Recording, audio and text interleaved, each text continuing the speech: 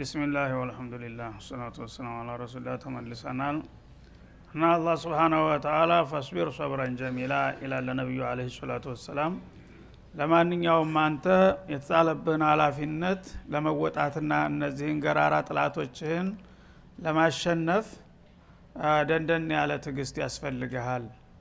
ሰዎች እንግዲህ በጥላትነት በሚፈታተኑ ጊዜ ያሳስቱሃል ማለት ነው። ያ እንዳይሆን እንዳያጋጩህ ትግስት መልካም ውብ የሆነን መታገስ ታገስ። እነሱ በየቀን ውስጥ ያመጣውን አምጣ እንደዚህ ብለህ አልነበረም ወይ ለምን ጌታ እንዲህ አላደረገልህም ቢሉህ ለምን እንደዚህ ያስጨነቁኝና እያፋጠጡኝ አንድ ነገር አታመጣልኝም ብለህ ደግሞ አንተ አደብ እንዳትስት ተጠንቀቅ ይላቸዋል። ሰዎች ያው በሚቆጡ ጊዜ የተለያየ ስተት ይጋለጣሉ፣ ራሳቸውን መቆጣጠር አይችሉም። እና አንተ መልእክተኛ ነህ፣ መልእክቱን ማድረስ አለብህ። እነሱ የፈለጉትን ይጠይቁ መብታቸው ነው። እዛ ጥያቄውን መመለስ ያለብኝ እኔ ነኝ። የመቼ እንደሚመለስ ደግሞ እኔ አውቃለሁኝ። እኔ የምለው ቀጠሮ ሳይደርስ አሁን አንተ የሚጠይቁትን አንጡ ብለህ እንዳትል አደብ እንዳትስት ትግስት አድርግ ይላቸዋል ማለት ነው። ኢነሁም የረውነሁ በዒዳ እነዚህ ከሃዲዎች የምንዘትባቸው ነገር ጭራሽ የማይከሰት የራቀ ነገር አድርገው ይገምታሉ። አምር ሙሐል ማለት ሙስተሂል እና ሰው ተሞተ ተበሰበሰ በኋላ ማን ይህይ العظام وهي رميم እንደሚሉ ሱረቱ ያሲን ላይ ማለት ነው። እንዴት ብሎ ነው እንደገና ወደ ጤንነት ተመልሶ ሙሉ ሰው ሆኖ ሊመጣ የሚችለው? ይሄ ዘበት ነው፣ ሊሆን የማይችል የማይታሰብ ነገር ነው። አሳጢሩ ላወሊን እንቆቅልሽ ነው ይሉሃል ማለት ነው። ወነራሁ ቀሪባ እኛ ግን እንደዛ አይደለም የምናየው። ይሄ ነገር ከፈለግን በቀላሉ ሊፈጸም የሚችል ቅርብ ነገር አድርገን ነው የምናየው ይላል ማለት ነው። ስለዚህ በይታ ነው ያላወቁ አለቁ እንደሚባለው አላዋቂ ሰው ቀላሉን ነገር ዘበት አድርጎ ያየዋል። ያዋቂ ደግሞ ያ ነገር በቀላሉ ሊሆን እንደሚችል ያውቃል። እና እንዳቅማቸው ነው የሚያስቡት ማለት ነው። አላቀዱህ ይባላል። ሰው በቀድሩ ልክ ነው የሚያስበው። በእነሱ አስተሳሰብ እንግዲህ የሞተ የበሰበሰ ሰው ወደ ህይወት አይመለስም ማለታቸው የደካማ አስተሳሰብ ነው። እኛ ደግሞ ቁድራችን ዒልማችን ኃይላችን ምን ያህል እንደሆነ እናውቃለንና ያ ነገር ሲያስፈልግ በቀላሉ ሊከወን የሚችል መሆኑን እናውቃለን። ለማንኛውም ቀጠሮ ሲደርስ ውጤቱን እናሳያለን፣ እስከዛው አንተ ታገስ ይላቸዋል ማለት ነው። እና መቼ ነው ያ ነገር የሚከሰተውና በአደባባይ ይፋ የሚሆነው? የውመ ተኩኑ ሰማኡ ከልሙህሊ ሰማይ እንደ ዘይት ጭማቂ በምትሆንበት ጊዜ ወይም የዘይት አተላ መስላ በምትፈስበት ጊዜ ይላል። የቂያማ ቀን ነውጥ በሚመታቸው ጊዜ ሰባቱ ሰማያቶች እንደ እርሳስ ይቀልጣሉ ማለት ነው። ልክ ዘይት አተላ እንደዚህ እየተዝለገለገ የሚወርደው እሱን መስለው በአየር ላይ ይፈሳሉ ሰማዮች ማለት ነው።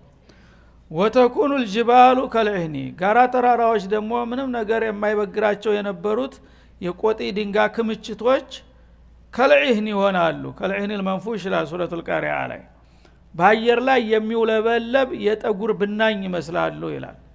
ጠጉር እነዚህ ሱፍ የሚሰሩ ሰዎች ጠጉሩ መጀመሪያ የተቆጣጠረው እንዲፍታታላቸው በለበቅ በጎረቢ አይነት እንደዚህ ይወቁታል አይደል? አይታችሁ ከሆነ ደጋማ ቦታ ገጠር የሚያቀሰው እነዚህ ሲመቱት የበዛ በለበቁ እየተመነጨረ ወደ ሰማይ የሚቦነው ንፋስ እየያዘው ይሄዳል ማለት ነው። እና ትንሽ ትንሽ ነው የሚታየው። ትንሽ ፈክ ካለ የት እንደገባ አይታወቅም። እና ይሄ ጋራ ተራራ ስንት እንግዲህ የጡን የነበረው ወዳውኑ ተጋጭቶ ተፈታፍቶ ተከሳክሶ የት እንደገባ ጉም ይሆንልሃል ማለት ነው።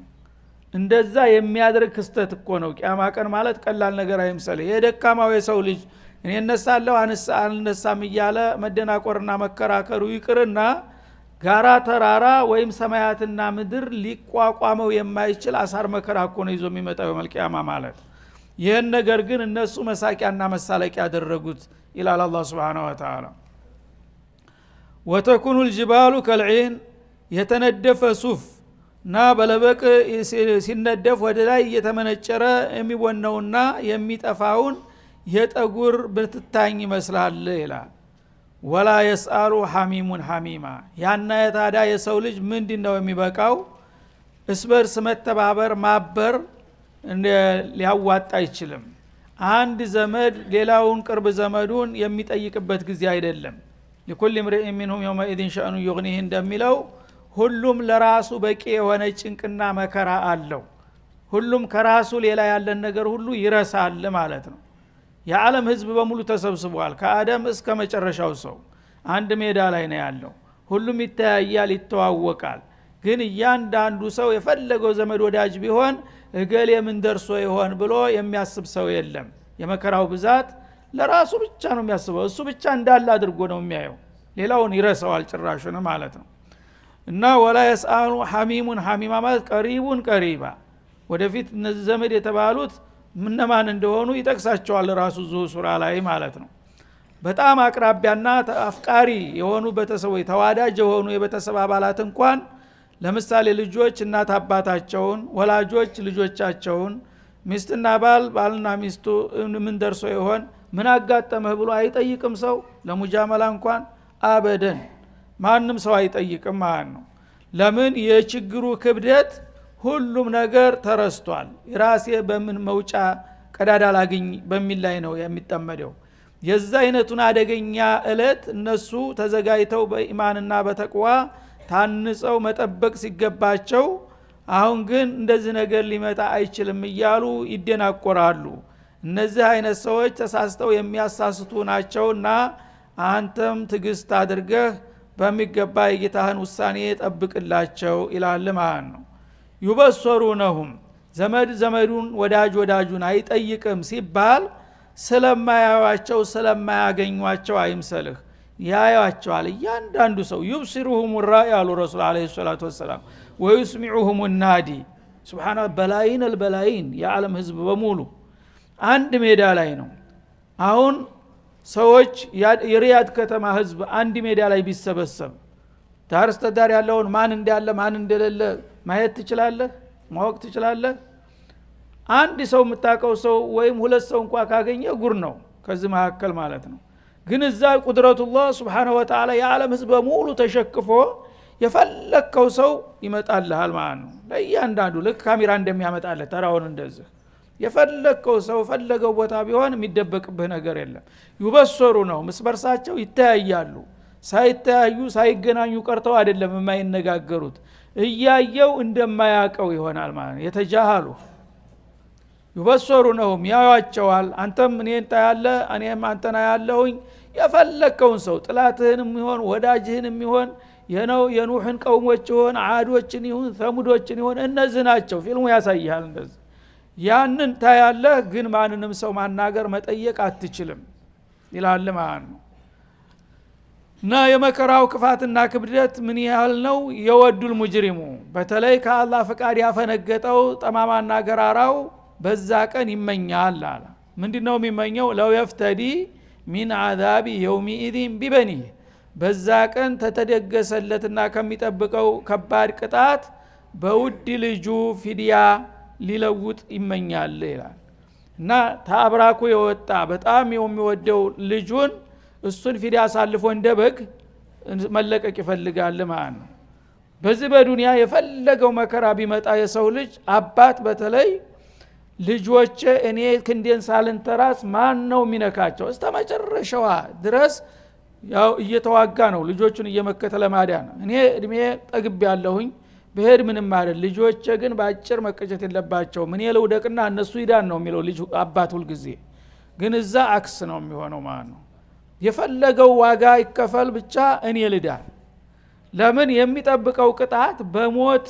የሚገላገሉት አይደለም እዚህ የፈለገው መከራ ከብዶ ቢመጣ ምንድነው የመጨረሻው ግብ የሚሆነው ምንድነው ልትሆን የምትችለው መሞት አይደለም መሞት ቀላል ነው ተሞትኩ ተገላገልኩ ብሎ ነው የሚያስበው ብዙ ሰው ግን መገላገል አይደለም ከሞት ጀርባ ያለው የባሰ ችግር ነው እዛ ግን ሞት ራሱ ቢናፈቅ አይገኝም ሞት እንደ ኒዕማ ይናፈቃል በሙጅሪሞች ዘንዳ ማለት ነው ሞት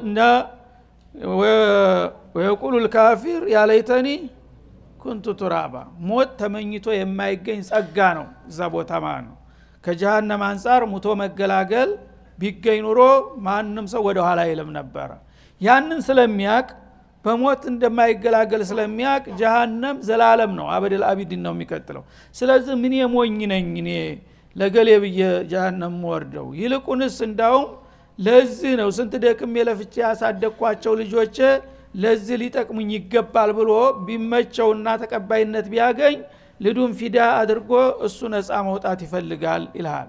ምንድነው ይሄ የሚያሳየው? ልጆቹን ሳይወድ ቀርቶ ነው።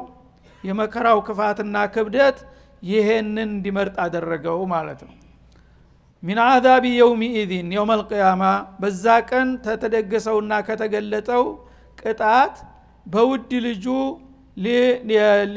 ሊከራከርና ሊሸማገል ይፈልጋል፣ ሊደራደርበታል ማለት ነው። እሱን ውሰድና ምንም ቅር አይለኝም እኔም ብቻ ተወኝ ይላል። ልጁም በተቃራኒው እንደዛው ነው። አባቴን ውሰድና እኔን ተወኝ ነው የሚለው ማለት ነው። ወሷሂበቲ እንደገና ከውድ ባለቤቱም እንደዛው ፊዲያ ሊያሳልፋት ይፈልጋል ማለት ነው። ማን ነው ሚስቱን የሚያስነካው በህይወቱ በጤንነቱ እያለ ዱንያ ላይ ፈለገ ይሁን እኔ በህይወት እያለሁ ማንም አይነካትም ነው የሚለው። እዛ ግን ረው ሰዳት እኔን ተወኝ እንጂ አላሁ ሙስተዓን። ወአኺህ እንደገና ያጥንቱ ፍላጭ የሆነውን ውድ ወንድሙን ሸቂቁን ልሙትልህ እኔ ወንድሜ እኔ እያለሁ ማን ነው የሚነካው የትለው የነበረውን ውሰደው ማፊ ሙሽኪላ እኔም ብቻ ተወኝ ነው የሚለው ማለት ነው። ወፈሲለቲህ ለቲ ትዊህ ዋጋው እየቀጠለ ይሄዳል ማለት ነው። በተራ ነው እኮ እየሰጣቸው ነው። ገሌንም ውሰደው ገሌንም ውሰደው ገሌንም ውሰደው ብቻ አንድ ነገር ተው እኔም ብቻ ነው የሚለው ማለት ነው። እና ወፈሲለቲህ ቀቢለቲህ ማለት ነው። ብሔረሰብ አለ አይደለም? ብሔረሰቦች ስንት ሺህ ናቸው? ሚሊዮን ሊሆኑ ይችላሉ። ሁሉንም ውሰዳቸው ብቻ እኔን ተወኝ።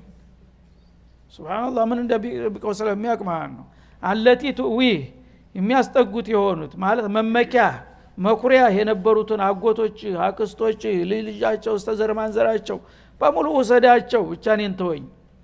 ላኢላሃ ኢላላህ።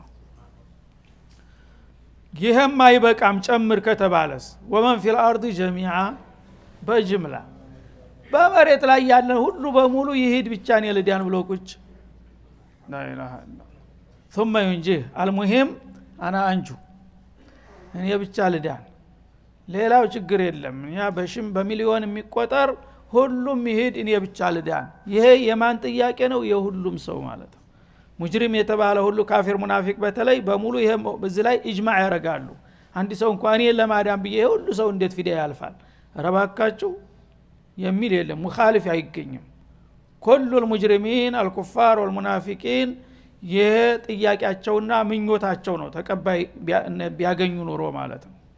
ሱብሃንአላህ ቂያማ ቀን ምን ያህል እንግዲህ ከባድ መሆኑን ድግሱ ጀሃነም አዘቅጡ ምን ያህል እንደሆነ ክፋቱንና ክብደቱን ነው የሚያሳይህ ማለት ነው። ዛሬ የለም እያሉ እየተከራከሩ ነው። የዛ ጊዜ ግን መከራከር አይቻልም። በገሃድ እንደ መብረቅ እያሽካካ እየመጣ ነው ያለው ጀሃነም ማለት ነው። ያንን ሲያይ ሁሉም ነገር ይቅርብኝ ሁሉም ነገር ወሰደውና እኔም ብቻ ተወኝ እያለ ሁሉም በዚህ ላይ ነው የሚረባረበው። ثم ينجيه ሁሉም በመሬት ላይ ያለው ነገር ሁሉ ተይህ እስከዚህ ተብሎ ሳይለካ ሳይደካ በሙሉ ይውሰደው ፊዲያ ይሁን እኔ ብቻ ልዳን ይላል። ከላ አላህ Subhanahu Wa Ta'ala ግን ይሄ ምኞት ከንቱ ነው። አሻ በአንዱ ወንጀለኛ እንዴት አድርጎ ነው የሚለወጠው? ላንተ ብሎ የሁሉ ህዝብ ፊዲያ የሚያልፍበት ምን ምክንያት አለ? ይሄ ከንቱ ምኞት ነው። ተቀባይነት የለም። ውድቅ ነው ይባላል። አቤቱታው ማለት ነው። እየለመነ ነው እሱ እየተለማመጠ ነው። ሁሉን ነገር ወሰደው እኔም ብቻ ተወኝ እያለ ከላ እስኩታን هذا الامر ይሄ አይነት ተቀባይነት የሌለው ህገወጥ ጥያቄ ነው። እኔ አዲል ነኝ እኔ ፍትሃዊ ጌታ ነኝ እንዴት አድርጌ በአንዱ ወንጀለኛ ሌላውን ለውጬ አንተን ልተዋሃለ ብለህ ታስባለህ የሚል መልስ ይሰጠዋል ማለት ነው። ላ ተختصሙ ለደይ وقد قدمت اليكم بالوعيد እንደሚለው ሱረቱ ቃፍ ላይ ማለት ነው።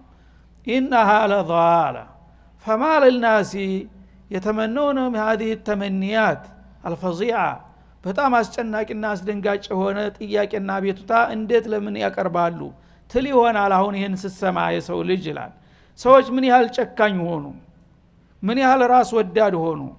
ለምንድነው እንደው ሰው መርዳት እንኳን ባይችል ቢያንስ እንኳን አብረን እንዳን ብሎ አይመኝም? ለምኞት እንኳን ሁሉን ነገር ጀሃነም ይወረድና እኔ ብቻ ልዳን የሚለው ምን ነክቷቸው ነው ትል ይሆናል አለ። ያልተያዘ ሰው ግልግል ያቃል እንዴ ኢንሃ ለላህ ለዟ ኮናት ፊት ለፊት ያለችው የምትታየው ያለው የጀሃነም አዘቅት እኮ ነው። እየጋመ ነው የሚታየው። እና ተሰባ አመት ርቀት ነው ጥልቀቱ ወደታች ጉድጓድ ውስጥ ከዛ ውስጥ ዩቃንስ ባህር ነው የሚመስለው ውሃው ራሱ እስበርሱ ይባላል እንደ ማዕበል ጥቁር ነው እና ያን ነገር ሲያዩ ነው እንደዚህ ሊመኙ የቻሉት ሌላ ቀላል ነገር ቢሆን ኑሮ በቀላሉ እንደ ዱንያ እንደ ጥይት እንደ ፈንጅ እንደ እንትን ቢሆን ኑሮ በደቂቃ ይሞታል ይገላገላል ያልፋታል ከለዋን ማለት ነው ለዟ እኮ ናት ለዟ አንዴ የተያዘች አትለቅም እና ለዟን የሚያይ ሰው ይሄን ቢመኝ ምን ያስገርማል ነው የሚለው አላህ Subhanahu Wa Ta'ala ለዟ ምን አስማኢ ጀሃነም ከጀሃነም ስሞች አንዱ ለዟ ይባላል ለአንሃ ተተለዛ አይ ተተላሃቡ አንዴ ከተቀጣጠለች ወይም ከጋመች መብረጃና መጥፊያ የሌላት ማለት ነው እንግዲህ አንድ አፍታ የዱንያ ሰዓት ቢሆን ኑሮ አንድ አፍታ ይነዳል ማገዶ ሲያልቅ ይጠፋል አይደለም ያ ራሱ አንድ ነገር ነበር የጀሃነም ሰዓት ሁሉ ጊዜ መንቀልቀል እንጂ መጥፋት የሚባል ነገር መብረድ የሚባል ነገር አታውቅም ማለት ነው እንዲህ አይነቱን ነገር እያየ ታዲያ ማን ነው ሰው ይሄንን የማይመኘው ነዛአተ ሊሸዋ የጭንቅላትን ቆዳ ገና ከሩቁ በእንፋሎቷ አሽቀንጥራ የምትወረውር ናት ይላል የኃይሏ ብዛት የሰው ጭንቅላት በሚወረወር ጊዜ አስቀድሞ ዋናው እሳት ከመግባቱ በፊት አየር ላይ እንፋሎቱ ሲቀበለው የጭንቅላት ቆዳ እንደ ኩፍያ በሮ ይሄዳል ላኢላሃ ኢላላህ አዘነላህ የጭንቅላትን ቆዳ የለየው ለምንድነው ይላሉ لانه اشد التصاقا بالجسم የማንኛውም ሰውነት ላይ ያለው ቆዳ ልትገፋው በመትፈልግ ጊዜ ለምሳሌ በጎችን ስትገፍ ቀላል ነው ቢላው እንኳን ሳትይዝ በእጅ እንዲህ ብታረገው እየተሸለቀቀ ነው የሚሄደው ጭንቅላት ግን ገፋችሁ ታቃላችሁ አይታችሁ ታቃላችሁ ጭንቅላት መግፋፍ በጣም አደጋ ነው የተለያየ ነው ልምድ የሌለው ሰው ጭራሽ መግፋፍ አይችልም በኃይል የተሰመረ ነው ጭንቅላት ቆዳ በቀላል እንትን አይልም ሌላው በሌላው ሰውነት ላይ ያለው አዲ ነው ምንም ቢበራ ያስገርምም ይሄ በምንም መከራ ሊለቅ የማይችለው ቆዳ ሲነካው ሳይሆን ሲያር ወይም ሲቃጠል ሳይሆን ገና እንፋሎቱ አየር ላይ ሲቀበለው ልክ እንደ ኩፍያ በሮ ይሆን ቅፋት ሲመታው አንድ ሰው ኩፍያው በሮ እዛ ይወድቃል አይደለም እንደዛ ነው አሽቀንጥሮ የጭንቅላትን ቆዳ የሚወረውረው ይላል ለዟ እንዲህ አይነት ነገር ታዲያ ሲያይ አንድ ሰው እንዴት አይደነግጥም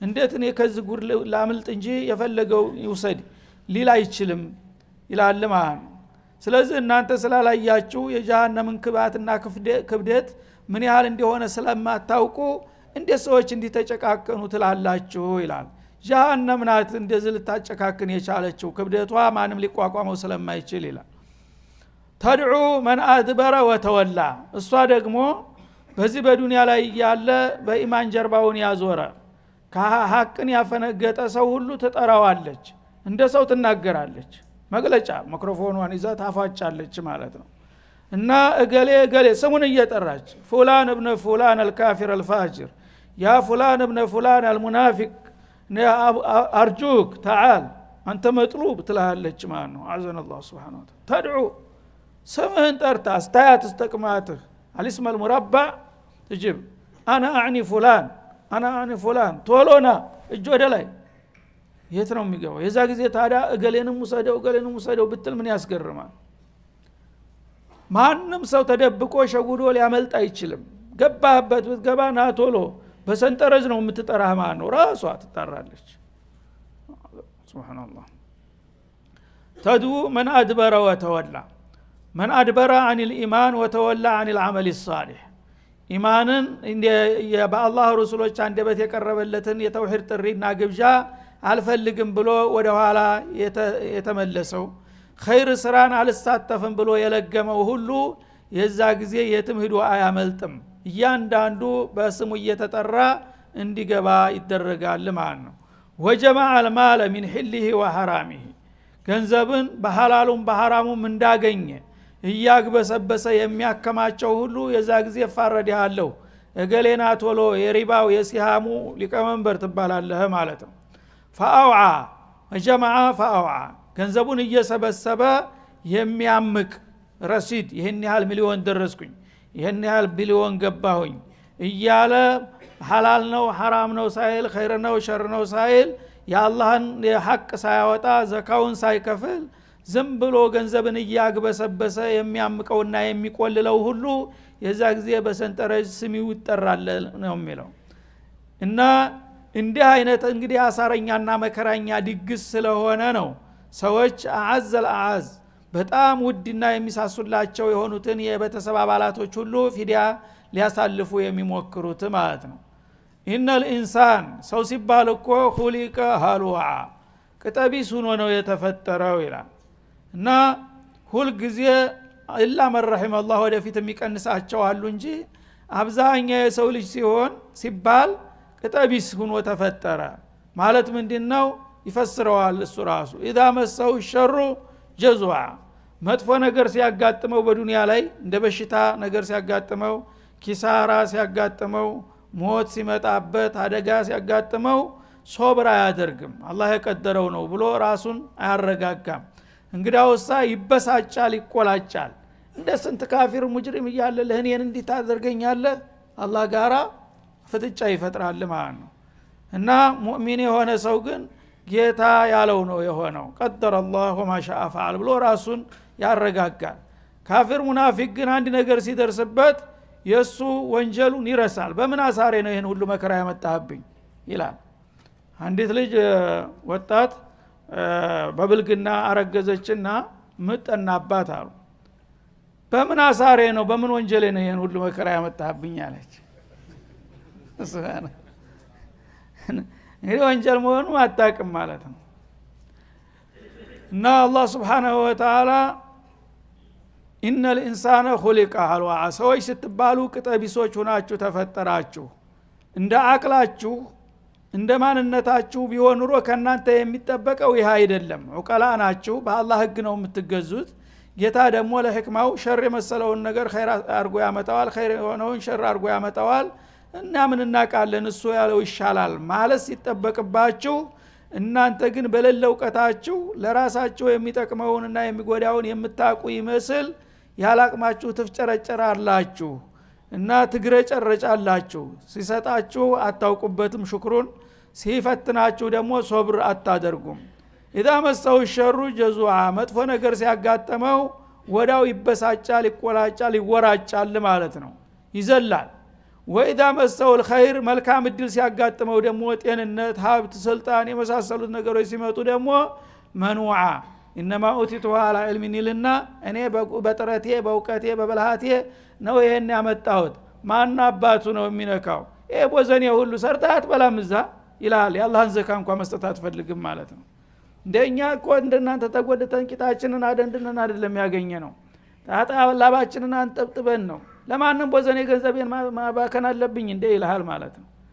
ይሄ እንግዲህ ቅጠቢስነት ነው። በሁለቱም ከሰረ ማለት ነው። በሁለቱም ፈተና ወደቀ። እንግዲህ አቂል የሆነ ሰው በኸይርም በሸርም ፈተና እንደሚያጋጥመው አውቆ ራሱን ማዘጋጀት አለበት። ኸይር ሲሰጥህ ጌታ ምንድን ነበር የሚጠበቅብህ?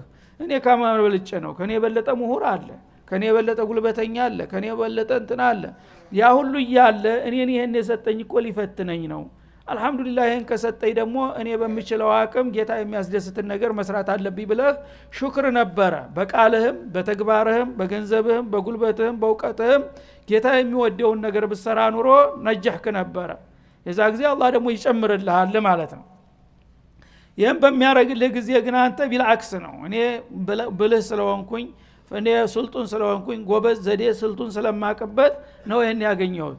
ታዲያ ዝም እየሰደቃ እያልኩኝ ለነዚህ ወዘኔዎች አድል የነገ በዶጅን ልቅር እንዴ ይልሃል ማለት ነው። አላሁ ሙስተዓን። እና ሁላችንም ፈተና ላይ ነን። ያለውም ያጣውም ያገኘውም ፈተና ላይ ነው ማለት ነው።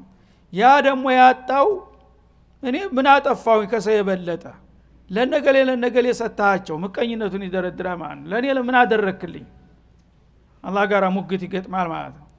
ይሄ ምንድነው? ቅጠቢስነታችሁ ነው፣ አቅማችሁን አለማወቃችሁ ነው ለዚህ የሚያጋልጣችሁ ይላል ማለት ነው። ኢዛ መሰው ሸሩ ጀዙዓ መጥፎ ነገር ሲያጋጥመው ብስጩና ግረጭራጫ ይሆናል። ወኢዛ መሰው الخير መልካም እድል ሲያጋጥመው ደግሞ ያን የሰጠውን እድል ለወገኖቹ ማካፈልና ከሌሎቹ ተስማምቶ መኖር ሲገባው ግን የስግብግብ ራስ ወዳድ ከልካይ ይሆናል።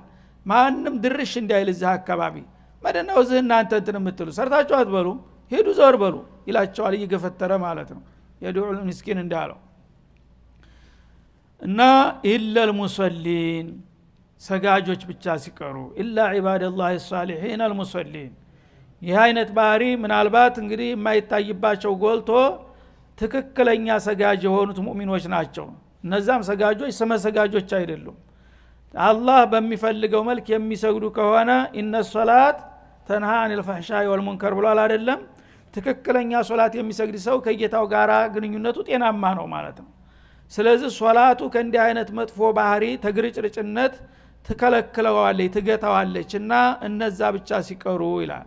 አለዚነ ሁም እነዛ ሰጋጆች አላ ሶላቲሂም ዳኢሙን ሁል ጊዜ ቋሚ ደንበኛ የሆኑ በስግደታቸው ላይ የረመዷን ሰጋጆች ሳይሆኑ ማለት ነው።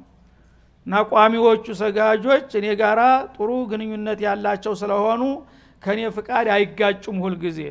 ተነሱ መለስ ያሉት ግን ባህሪያቸው እንደዚህ ነው ይላል አላህ Subhanahu Wa Ta'ala። هذا وصلى الله وسلم على النبي وقد بمقتله إن شاء الله.